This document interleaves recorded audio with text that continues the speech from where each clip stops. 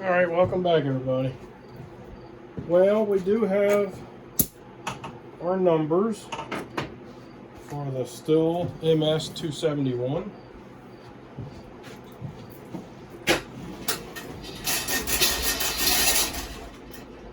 And we have an idea where we want to go with it. I know I need new bearings. I know I need new seals for the crank. And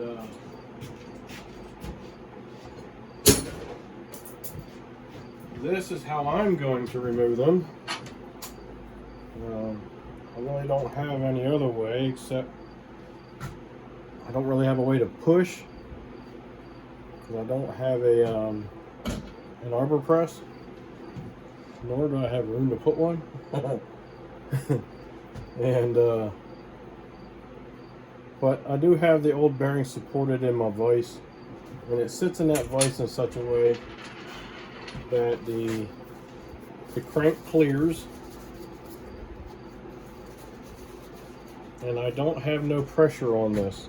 See, I just have it sitting in there because it's just a perfect fit. I push it in there up to the lobes, and my jaws are missing, my jaw pads from my vise, so there's a ledge in here that I can sit on. See my ledge, my rails? So it just sits in there nice, just like that. So the crank clears, but the bearing sits on top of that. Perfect. And we're just going to give it a few tappy taps. And it's already started moving. I started doing this before I thought about doing a video. So here we go. I'm not hitting on it really hard or nothing. Now, I almost need a third hand.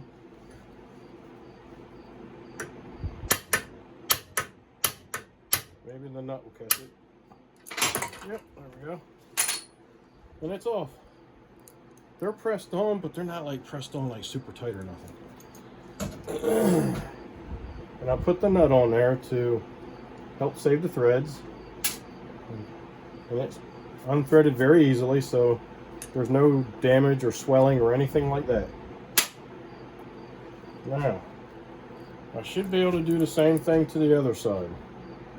The other side, it's missing its cage, so the balls are just all over the place, the bearings. But we're going to try to do the same thing. Set that there, just enough pressure to kind of hold things a bit. And we also have a hole in the end of the shaft here, and we'll line our punch up in that. And we'll give this some tappy taps.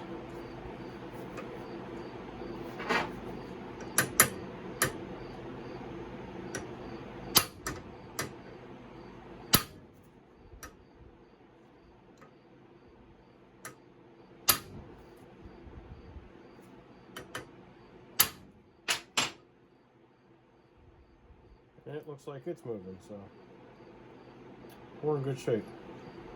When these bearings go back, you can press them back all the way up. There's a little bit of shoulder there. I don't know if you can see that pattern there, but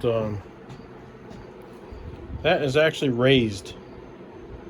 I think you get in here in the camera, you can see there's a ledge there, so that surface area is raised ever so slightly, just a few thousandths. And you would push that bearing back on there right up against that, and that'll give you the clearance that you need. Well, this, right where it needs to be.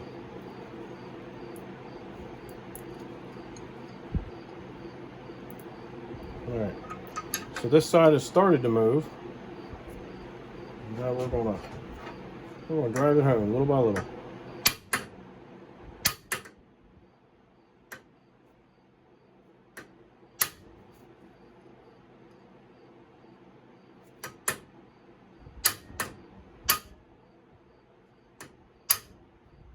I think we're getting close. There we go. It don't take much at all. Not much at all.